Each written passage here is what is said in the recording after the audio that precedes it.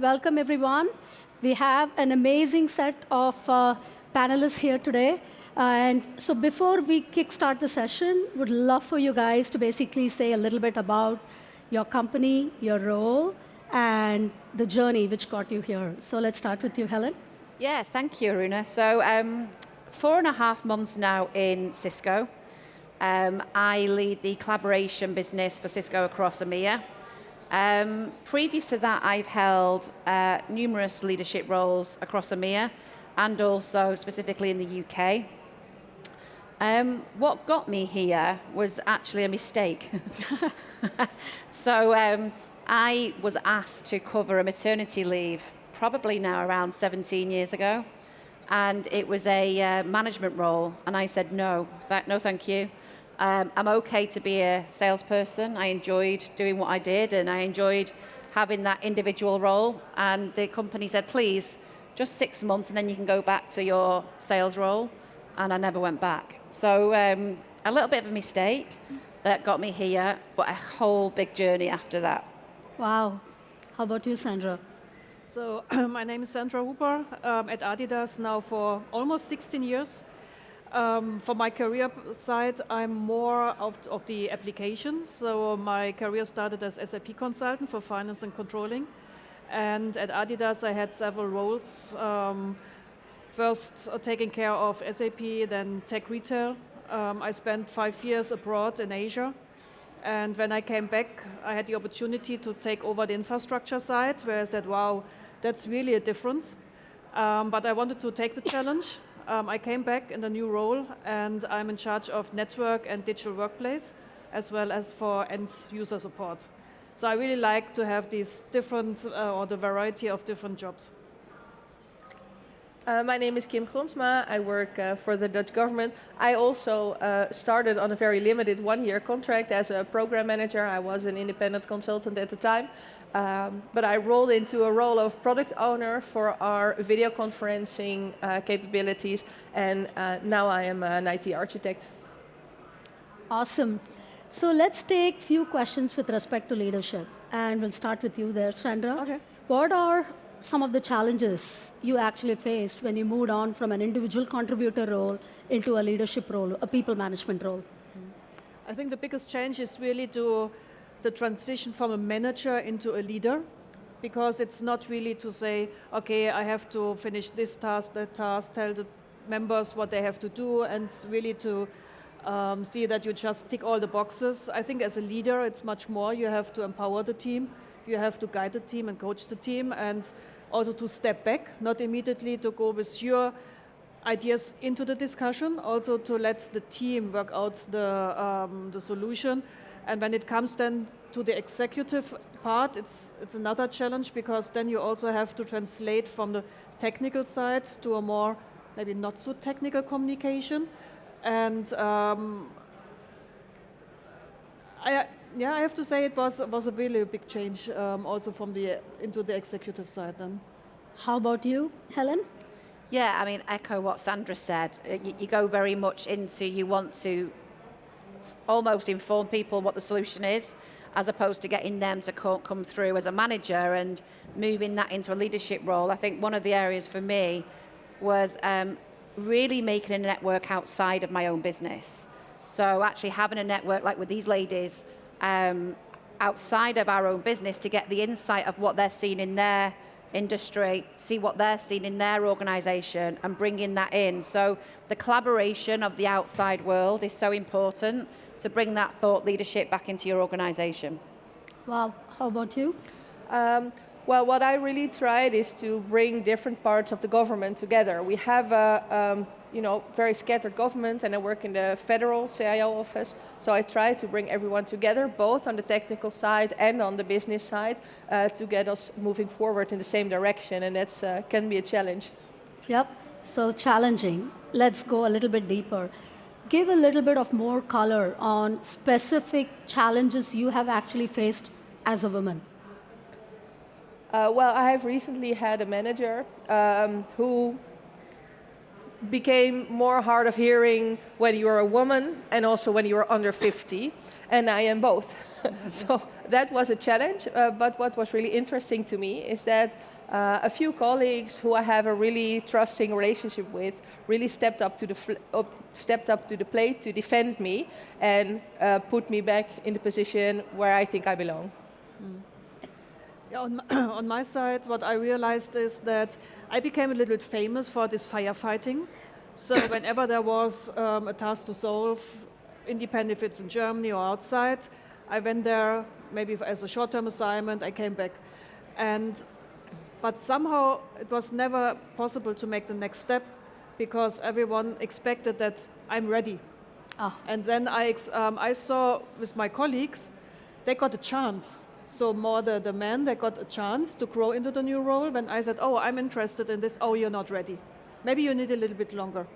But fortunately now with my current job, it was my current manager who even said the same to me. I said, Sandra, I cannot understand why we send you everywhere to be a firefighter, but we never enabled you to make you the next step, and now it's more than deserved to make it.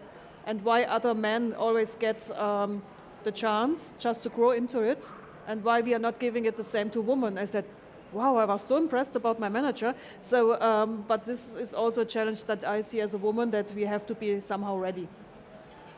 Yeah, and for me, I think it's the multiple personas. So one positive that came out of COVID was this department for me. I was a leader in a business, and I was a wife, and I was a mother. So I had 3 different personas, and before COVID, you kept them separate. So if I was ever on a video call, my children would never come into my room. My husband would never walk past to go and make the coffee or to put the oven on for the children's dinner. And it seemed to be a weakness if you did show your outside life to the organization. And COVID really opened that up. So COVID, with having children at home, it opened that up. It made you feel much more relaxed that you are actually a mother or a wife or a friend, and you are actually working in your home or in your home. So you're inviting work into your home, and it brought this confidence. And I see that now across many people with teams. Even if it's a dog and the dog walks in the room, rather than trying to shush them out, people embrace it, get the dog on the lap, and they carry on talking. And that's really helped relationships in the business, but also it's helped me feel much more confident in my approach, that I'm not trying to stop people understanding who I really am. It did an amazing job. That is one of the advantages of COVID, I have to say, blending your personal life and your professional life. And also, I think people have changed in terms of empathy, right? Like you said previously, I'm a mother of 2 girls. Nobody would come into the room. You always keep your doors locked. So that was one of the positive benefits of COVID, I would say. Let's now talk about DEI. At Cisco, we have tremendous amount of diversity, equity, and inclusion practices, and some of them are really wonderful in terms of being able to create community for men, women, and in various different sectors across the board, as well as, women in engineering. We have a lot of chapters over there. I would love to hear from you on any best practices you have specific to Adidas as well as the Dutch government when you think about DEI. So let's start with you, Sandra. Yeah, so DEI is very important for Adidas, and I just saw a note this morning that in Adidas we have over 100 different nationalities working for, and we have a department also reporting to our board member on HR side, taking care of DEI. And we had, for example, last year also the Week of Inclusion, was a full week focusing on DEI activities, speeches, workshops, workouts. We have a tool book that we can take to discuss topics with our teams. And it's an ongoing journey, and already new events are planned for this year. We have a lot of collaboration also with handicapped sports people. They are invited to the campus to speeches to tell more about their story, about inclusion. So for us, inclusion or DEI is not only male or female, it's also the different nationalities, handicapped people, and so on. So a lot of activities. How about on your side? Well, we have a couple of initiatives, and I think one of the nicer ones is they used to have a very old demographic in the government, and they had a really nice youth club for everyone under 35, so youth was kind of relative. But you are young in the government when you're under 35. But it was across the whole government, so it really helped make personal connections, and that also helps put different perspectives back into other parts. Okay, so let's talk about another important concept with respect to, a life event which happens to many of us, which is around taking parental leave. I have 2 daughters, and when I took parental leave, this was eons ago, probably about 2 decades ago. Those policies were not there in the company I actually worked with, and so I had to, even if I had to breastfeed my children, my older daughter was born premature, and so I had to breastfeed her for at least 1 year old, and so it was so tough. I had to go to the restroom in order to pump breast milk. But now if you look at how companies have evolved, there is a lot of measures which are really awesome in order to help parents come back and also feel safe and secure knowing that the company's got their back. So we'll start with you first on anything you can actually share with respect to being a parent. Yeah, and I think I'm going to flip this because in the past it's always been around a female having the time after having a baby. But actually, being a female in that position, you have, especially in the UK, there's a 2-week parental leave for the father, which means that for the first 2 weeks, you've got the father there, you've got the baby there, but you're in a different world at that particular stage. You are, sleep deprived and everything else. It's actually after then that you need the help and the support. And from a male's point of view, they go back to work and they're leaving their wife and their child at home, and they're supposed to switch right back into work mode. So for me, what I love with Cisco is that we actually offer that parental leave to both male and female, and they can actually take that parental leave for a number of years after having the child. So it takes the pressure off that if you do encounter challenges, the male knows that they can go and support the female and the baby and child, but also, again, have the ability to open up and actually not see it as a weakness, but actually see it as part of life. And with Cisco's programs that we have around that parental leave, I think that is what attracts certain talent to our organization, because you are allowed to actually have your life, have your support, and have your career. So in that respect, I think that the men get treated a little bit differently, and I think every organization needs to rise up and bring that man in the front fold. Anything specific with Adidas? Yeah, maybe for Adidas, I see 2 points. The one point is I cannot talk for all locations at Adidas, but for example in Germany, and I know also in the US, we have specific kindergartens, so next to the office, so that the parents can bring the kids there for the day and then picking them up in the evening. But on the other side, I think it's also very important, as we as a manager are supporting the mothers or the one who's taking care of the kids. When I took over the position, I had one conversation with one team member, so she worked half-time, and she told me, Aya, but I can never make some career here because I work only half-time. I said, why? Yeah, because I work only 50%, and I was very shocked about this, because then I also saw that people scheduled meetings in the afternoon, even she's not working in the afternoon, and I think this is also kind of education to say, please, respect her working times, schedule the meetings in the morning, maybe assign her to projects where she can fully work on it. And happy to say that now she got promoted. So it works also as a mom, but it's also need to be supported by the management and by us as well. Yeah, that is really true. I encountered that myself. We have, of course, your specific mat leave. In the Netherlands, it's also the very broad arrangement for breastfeeding. When your child is up to a year, you get to spend 2 hours per day pumping if you need, and there needs to be also a specific room for that, so bathrooms are not allowed. There needs to be a specific room with a fridge, so you're fully equipped to do that and also keep the breast milk safe. And then after the mat leave, there's also still a parental leave, both for men and women. So I'm taking that now 1 day a week, so I work 3 days instead of 4. But it needs some management encouragement, like you said, because there were colleagues who were every week forgetting I don't work on Monday, but well, they got it into their heads now, so it's fine. So now let's move on to the second topic, which is on hybrid work. Right, so hybrid work has its pluses, and minuses.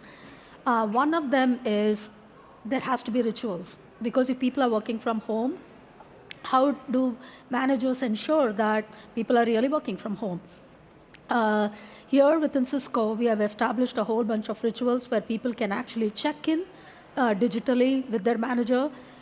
In addition to that, we used to have something called Cisco check-in every month that used to happen. So Chuck and the entire leadership team would be there to listen to the employees. So that basically brought a lot of trust. Trust is really important when you think about hybrid work, at least for us. Would love to hear, how are you managing hybrid work? And before you start, it would be great to know your hybrid work policy.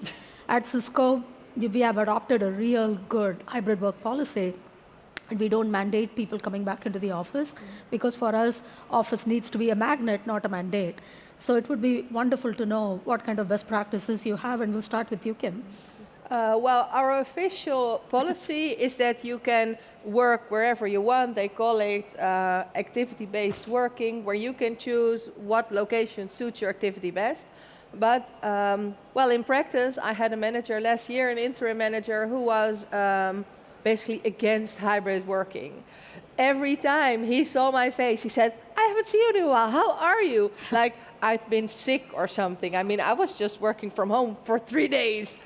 So I think that is something that really, kicked me in the head a little bit, that you can have a policy, but you also need to live by it. And that really is a culture thing, because I see now the culture in my team is changing towards that. And I don't like it, but I haven't found a way to do anything about it yet. Mm-hmm. Sounds great. So in Adidas, we have the policy to be in the office for 3 days per week. First? 3 days per week. What is interesting, because it's more or less the same how it was before COVID. We were very flexible. People were very happy. Now we have exactly the same, and people are very unhappy. So it's also because people get used to work from home, and now we have more the challenge to motivate people to come into the office. So there are different aspects. So from the company perspective, in Germany, they build more on the campus, try to make the campus attractive, even building a swimming pool. Whoever needs a swimming pool. But this is really to make it attractive. From my point of view, is also ensure that people have fun when they come in the office. So we have every second month in the team some events that people gather together. They see that, oh, how nice it is to have a conversation, to meet people, on the other colleagues on the coffee machine and have some chats. But it's quite challenging, because you have on the one hand side the people who doesn't like it at all, and you have the ones who really appreciate to meet and to talk. But I also see that more and more people coming into the office. Got it. In fact, that validates. We recently did a study in 9 different countries here in EMEA. We're actually launching it tomorrow here at Cisco Live. And that study told us that 79% of employers and 74% of employees actually want to come back into the office. So things are definitely changing on that side. Another question, again, pertaining to hybrid work. If you already know your coworkers and you have already built a lot of relationships, then it's easy to carry that forward when you're actually doing hybrid work. But if you think about the early in career, people who join fresh out of college, they haven't formed those relationships. So it's really tough to build those relationships over video. So talk to me a little bit about how you think managers and people should be thinking about it, and also in your case, you can talk about your companies, and we'll start with you, Helen. Yeah, so I think if you're looking at the younger generation, everything's digital. So I can even class myself in this younger generation now, because my mobile phone is constantly in my hand, and everything I do is on my mobile phone, whether that is banking, whether that is work, etc. And the younger generation are exactly the same. And it wasn't until I joined Cisco and I started to use WebEx that I actually saw the opportunity of taking all of your communications out of Outlook and making them much more digital, much more sharp and quicker. And what I've seen is that that's regular check-ins. So you are literally always on with your team. So if you're a younger generation and you want to know something, you just post a message and it all comes through back. Mm-hmm. And that experience makes them much more relaxed. The experience makes them much more, it's an informal experience, so they can go and find out who they need to talk to, they can post a message. And it makes them feel much more part of the organization and business. So I think tools and applications that really, really hit home with them helps to bring them into the org and helps them with their trust. And that where, you know, your workplace is not a place, it's the how. And the WebEx app for me absolutely takes us down that path. Okay, so if, you know, like I said, one of the key things, especially for early in career, but for everyone across the board, is this concept of having a mentor and a sponsor.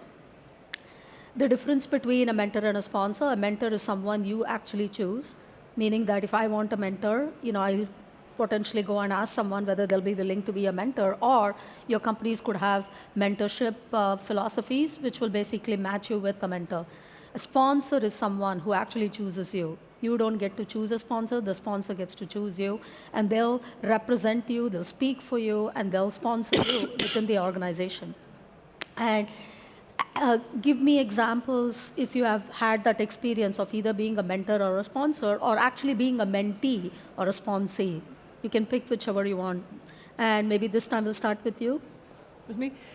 So we have a mentoring program. So we have a platform, a database, where everyone, a mentee, can sign in and say that this person is interested in, and then somehow it gets matched. Honestly, I've never seen this in life. So it was more out of HR activities that a specific mentorship or activity was triggered. I was a mentee as well as a mentor. To be honest, I was more a mentor, and was very, very interesting journey.